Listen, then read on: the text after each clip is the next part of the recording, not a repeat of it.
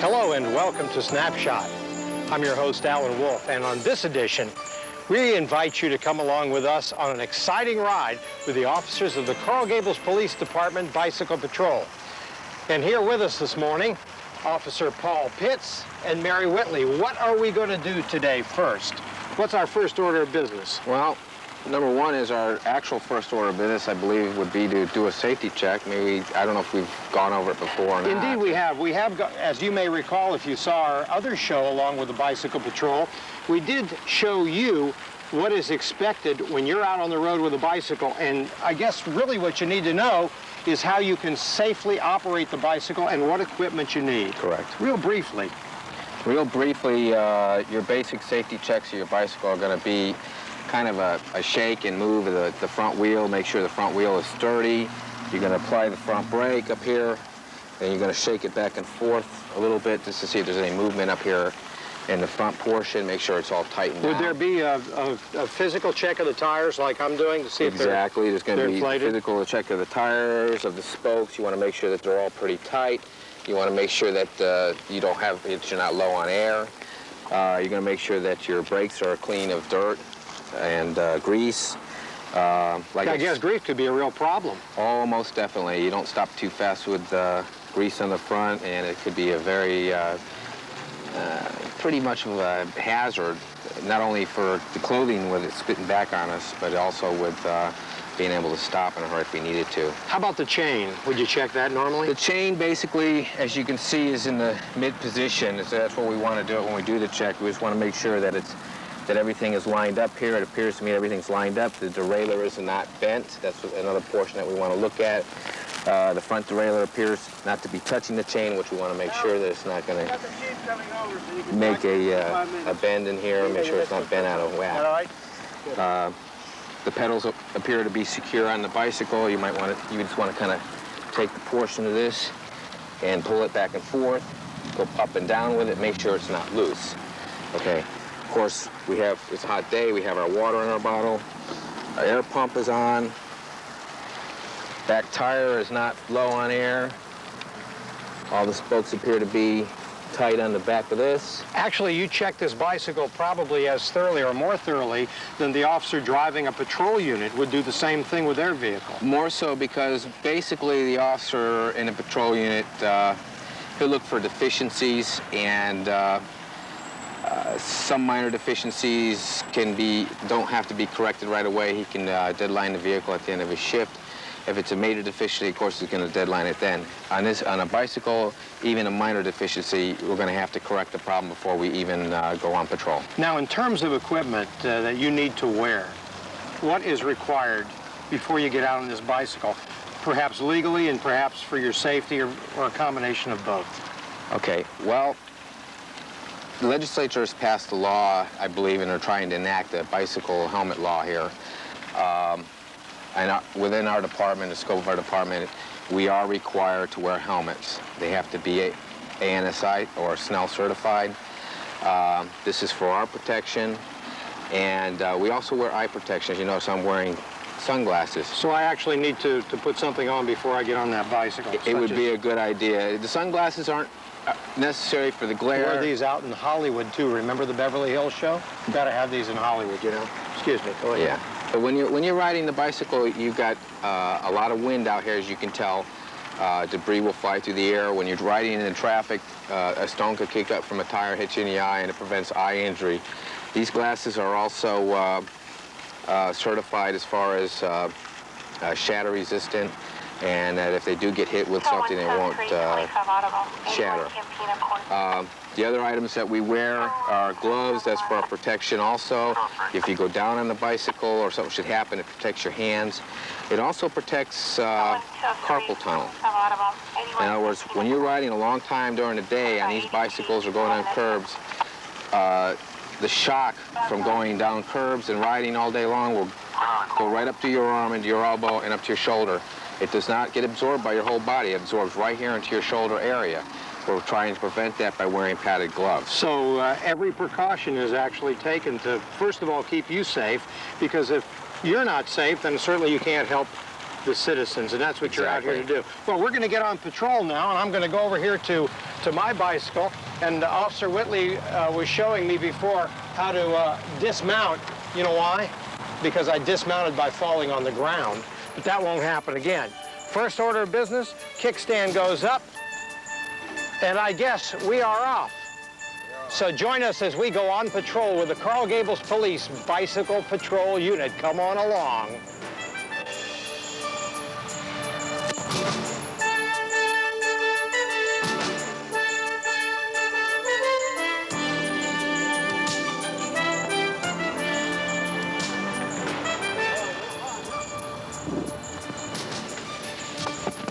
Well, folks, I'm going to have my chance to practice my dismounting here. I didn't do so well the first time. I actually fell off the thing. There we go. Hey, not bad, huh? Hey, do I have a treat for you? We have here the chief of the City of Coral Gables Police Department, Chief Butler, and he has so kindly agreed to tell us a little bit more about the bicycle patrol. You're going to like this. Come on over. Chief, I got off the bike without falling. What do you think? Good job, Alan. Not bad, huh? Put a shirt and a gun on you pretty soon if you can pass our interest. Hey, I'll tell you, there was a time when I was a policeman, believe it or not. I was taller in those days. I was about 6'2". After I retired, I don't know what happened, Chief. Yeah. Chief, what is the basic concept of the bicycle patrol? I think basically it's a visibility, it's an approach to community-oriented policing, getting the officers closer back to the citizens they're serving, response time in traffic, tactical situations where they can be much more beneficial than the car. We've had overwhelming success with it. We knew it'd be a very positive type of program, but some of the comments that the citizens have found has been overwhelmingly accepted. They like the visibility. They like the closeness to the officers. They have firsthand. An officer drives by on a bicycle. If they ask for their attention, they're more apt to get it than an officer who is in a car may not hear them. Much more accessible. The citizens have been very reinforced. They like the visibility of it. And I tell you, an interesting concept I found out from talking to the officers that we didn't really anticipate was the uniform change. When we went to the white shirts and shorts, the officers came up and they realized after meeting numerous citizens that there's a psychological informality of the uniform, that the citizens found it much more easier to talk to them and less, instead of the dark blue standard uniform, they found that the communications has been opened up a lot more, which is a real byproduct. We didn't anticipate that, but it was a very interesting concept. Yeah, you know, that was the first thing that we noticed when we were doing the night shift with the bicycle patrol, which some of you may have seen, at least I hope you did. We found that people came up and talked to these officers. There was an openness that you don't see when a police officer's in a car, motorcycle officer, for instance, that these officers seem to really enjoy it. Right. Well, that's the selection process. The people we select are the motivated ones, and they've been motivated by the success because, Alan, just like you said, they found that there has never really been a communication barrier there, but it's been much more open. And like you said, the citizens just overwhelmingly accepted it and are so comfortable with it. It's like part of the family, and it's like we're looking at that much more in the future. Well, Chief Butler, thank you so much. As we continue on patrol with the Coral Gables Police Department Bicycle Patrol Unit, stay with us. Well, as promised, Alan Wolfe back with you on patrol with the Coral Gables Police Bicycle Patrol Unit. Officer Pitts, what primarily is your job out here? Do you basically ride around all day and speak with people and patrol for crime, or do you actually handle calls as any other unit would? Well, we do both. Our main function first is patrol. And like today, myself and Officer Whitley were assigned to this zone, this area we're riding in now, which goes from Miracle Mile or Coral Way down to Bird Road, and from Douglas to Segovia. So actually, right now we're handling a zone. If a call went out in this area, you would actually respond to it. You would just respond on a bicycle. And Exactly. I would think that would be beneficial, especially calls like an in-progress burglary where people might expect to hear a car approaching, for example. Well, even so, just patrolling our zones, we've had occasion to just ride up on people in the middle of stealing a car, or could he just walking through somebody's yard looking to break into the house.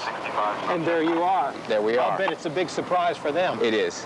Well, right now, we are headed to do something that's very unique among police departments. Explain a little bit about this contact. Well, what we're going to do is we have a program called Operation Direct Connect. This is a program that's right now being offered through our department. And what we do is we go to the businesses. We've sent out flyers asking them, people who are interested in having their alarm system connected directly to the police department. We have a security board there which will enable us for the alarm and their information as soon as it goes off comes directly into the station. They dispatch us immediately from that position, and then next thing you know, we're there in the scene. Then the alarm company usually calls a couple minutes later, a few minutes later, and you know, we're saving that much time in responding. This way we can catch a perpetrator inside or somebody who may be outside vandalizing the business. And you're not inhibited by traffic problems, as a patrol vehicle might be. Well, we're not in emergency responses. However, when we're patrolling normally, we still have to follow the applicable state traffic laws. Okay, we're still required, no matter if you're on a bike, even when you're walking, you're still required to follow the traffic laws of the state. If you were to receive a call, which was within a couple blocks of here, an emergency call, at 5 in the afternoon on Lejeune Road, you may very well get there much more quickly than a patrol unit that has to fight traffic, I would imagine. Very much so. We would be there within, I would say, 30 seconds. And even not within a couple of blocks, it could be within a mile of this area. We would still be there before the patrol units because they still have to fight the traffic. They still have to get through the traffic. And we can take back roads, we can cut through yards, through parking lots. We're almost inhibited. Even if we come to a fence, we put the bike over the fence and we keep riding. You know what else I noticed? That people will come up and talk to you. They'll engage in conversation with you, and they seem to feel real comfortable doing that. Well, do you find that as well on a day-to-day basis? Yes, I do, and that's what's so great about the concept of the bike. It's putting the police back in the presence of the public. The public is becoming more aware of their police department. They feel more able to talk to the officer because here's an officer that comes riding up on a bike in shorts and a shirt. They don't feel as threatened. And a lot of the road officers and vehicles are so busy, they just don't have the time. They're in the middle of writing reports, and you know, they've got to get their reports done, and officers turn and they've got their heads down writing reports. They just don't want to talk to them. I mean, if people feel threatened, and here you are right out there that they can almost walk up and touch you. There you are, exactly. That accessible. Well, we are about to arrive at our first contact location, and we're going to take you along with us. Don't go away. Take it about 10.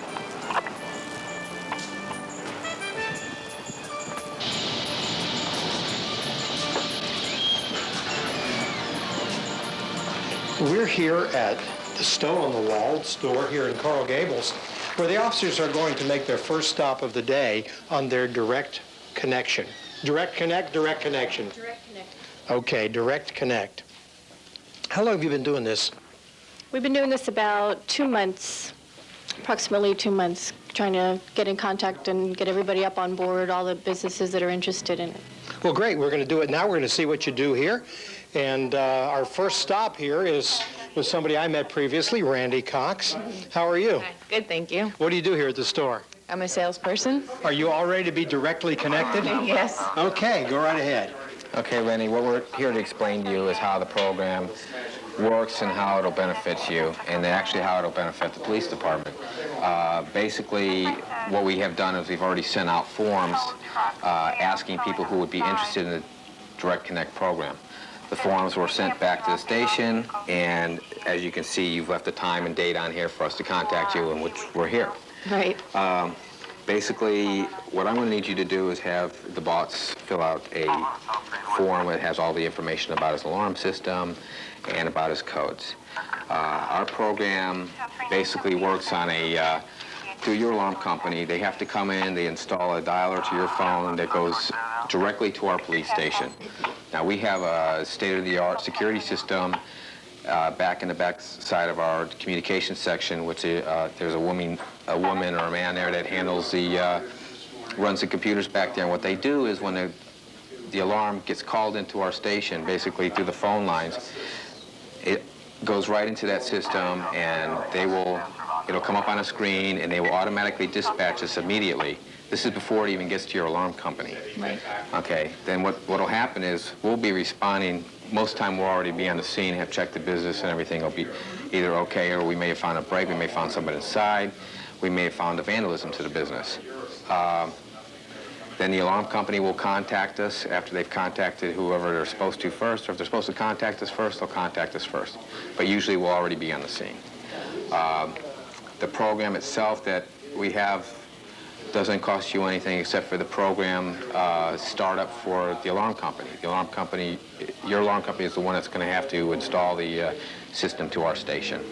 Other than that, the monies are coming from the city of Coral Gables, and they are providing a system at this time for anybody who wants it. Okay. Basically, I think at this time it's just limited to businesses. So let me show you what you need to fill out here on the form, and we'll go from there and get it, see if we can get this connected as soon as possible. Okay, great. Let me ask you a question. How do you perceive this program of police officers riding bicycles and being able to come right to your store at any time? Oh, we think it's great. It'll cut down on the response time during the day and in the evening, just with the hookup system and everything. When we were robbed about a month and a half ago without it going directly to the police station, it was about 6-7 minutes before we had somebody here, and by that time they had taken lots of stuff. So we think it's great. Well, I know that all the businesses are looking forward to it. They're all able to get in on this. Every business in Coral Gables, correct? Yes, that's correct. We send out all the response letters.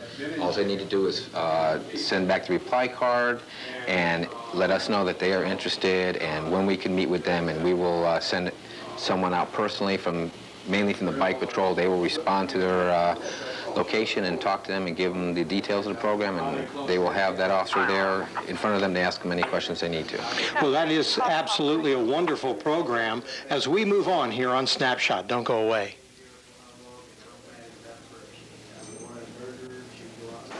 Well, we're here in one of the big garages here in Coral Gables, and one of the problems for me was getting up the ramp. I had to walk part of the way. This is very difficult duty. It's, it looks like it'd be really great to be out in the sun all day or riding around at night, and it is nice, but it's hard duty as well. What are we up to in the parking garage? Well, yeah, certain parking garages like this, there's easy accessibility from the ground level as far as somebody be able to walk up the stairwells or come in through elevators. As you can tell, there's a gate downstairs. Yes. It's not easy to get in by a car. And so most of your criminals, what they'll do is they'll park downstairs and walk up get in the elevator, or they'll walk up the stairs. Right. They'll prop these doors open, they'll come break into a few vehicles looking for phones and briefcases and that, and they'll go right back down the stairwell here on the east side, and they're never detected. What would be your advice to the citizen who is parking in a garage as far as what to leave in the car, how to secure the vehicle, and so on? Well, main thing is to lock your car, but don't leave any valuables present inside the vehicle where it's easy to see by the eye. A lot of the elements, the criminal element out there, a lot of times they follow you because they see you on a phone. Talking on a cellular phone, or they see a nice watch on you. That's how they notice people. You mean they drive along and look for these things? Exactly. They go to anywhere around, they'll hang around businesses like garages like this where you have executives going in and out all day long. They know that there's a good chance. They check the parking lot. There's going to be cellular phones left in the car, briefcases left in the car. So the citizen thinks that because they're using, for example, a cellular phone without an external antenna, that nobody knows they have one. When in fact, the first time they take it out to use it, somebody may be watching. Exactly. Something for you to remember. As we continue checking the parking lot here, I'll tell you, this is a job. Overtime, right, boss? Well, this is a way to get out of the sun a little bit. You know, it's a little bit cooler. Because during the summer, when you have, let's say, anywhere from 90 to 97 degrees out here during the middle of the summer, now you're talking about 120 to 130 degrees off the asphalt outside.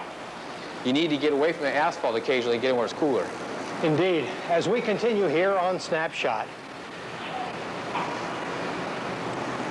Well, we have just been dispatched on a 26, that's police jargon, for a burglary. This one apparently is not in progress. However, police officers cannot be too careful. Come on in, let's take a look and see what's going on. Actually, we've been told that around back, there is a break around back. We're going to go back and take a look. The officers are now inside the house checking it out. Let's go around the back. Carefully. This is dangerous work, folks. These police officers have to be ready in a moment to take action. Well, let's go around the back and see what we've got. Yeah, there's the break back there. Mike, can you see that?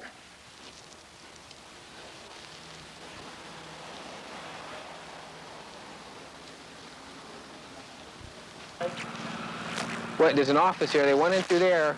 They went into the garage. They busted the door from the garage in on the one side, popped it open, and they came into the garage kitchen, used a pick, I guess, or went into there, and they went into the house. Apparently, they must have been here when you came home because it doesn't look like there's been a lot disturbed. They were going through the jewelry, but there's a lot of stereo equipment, computer. Yeah, but there's a lot of stuff that they left behind, so they may have taken, because they went out at the sliding glass door there, and the side is open, so they went out that door maybe when you were coming in. How did they get out? To that sliding glass door. There's a sliding glass door right there. Oh, it's open. We're going to go over here and look at this open door.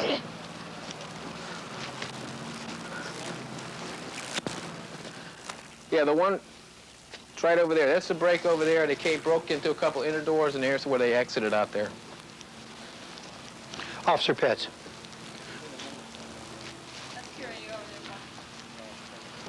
Okay.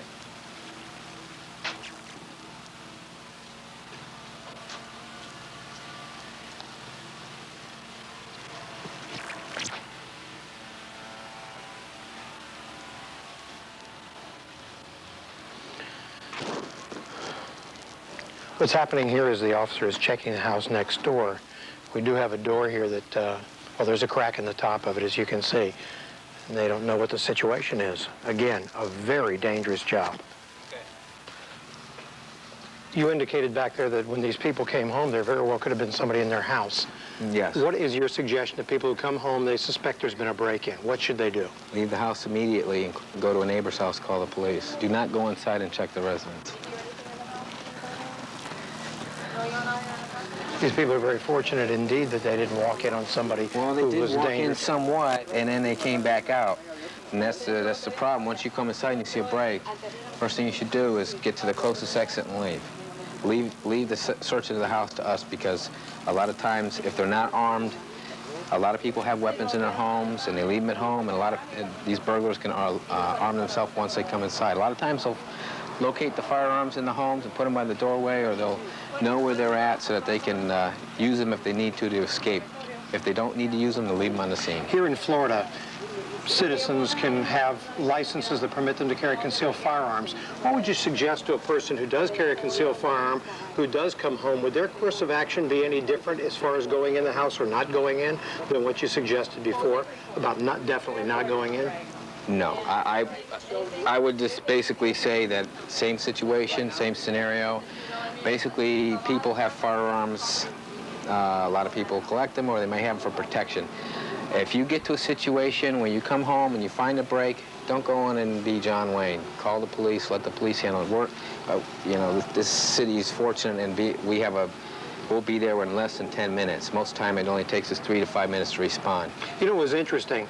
We were a distance away from here when this call went out. Almost to Bird and Lejeune. And the bicycle patrol got here before the vehicle got here. That says a lot for what the bicycle patrol does, and really the value to the citizens of this community and every community in which you find bicycle officers. Right. Well, we were pretty fortunate that we had a pretty good route to get here, and we didn't hit a lot of traffic. But even the traffic we would have hit, you guys would have hit the same traffic, or it would have been a lot harder for you all. And here you were right here checking it out. Of course, I didn't even think about the possibility that the houses next door may very well be involved too if they go from one to the other. Sometimes they will if they haven't been detected or they're unknown that they've been detected. If there's somebody not home within the neighborhood or even next door, they've cased the neighborhood. If they see a couple houses they want to hit, just like an apartment building, they may very well, when we go to check one apartment, they could be very well be inside another apartment burglarizing that residence. I noticed that when you checked the house, you drew your weapon. Correct. Is that routine, something you do? Do you feel like you have to do that on every call where you check a house? I mean, to me, I would draw it no matter what. I'd be so frightened. In a situation like this, that is routine. Even on alarms, years ago, some of the people in this department who have been around a long time went to Miami Police Survival School.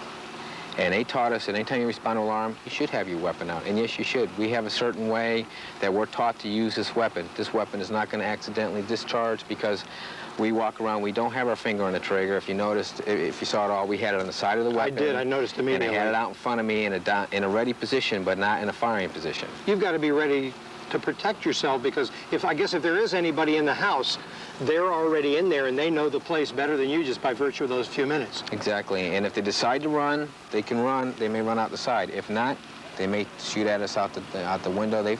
Just to scare us off so they can escape. Well, Officer Pitts, thank you so much for having us on the bicycle patrol today. Thank you. With the Coral Gables Police Department. I know that all of our audience has learned something, and it certainly has been exciting being out here with you. We thank you again, and we thank you for joining us on this edition of Snapshot. Until next time, with the Coral Gables Police Department Bicycle Patrol, I'm your host, Alan Wolfe, saying, remember, keep your focus right here on Snapshot, and we'll see you next time.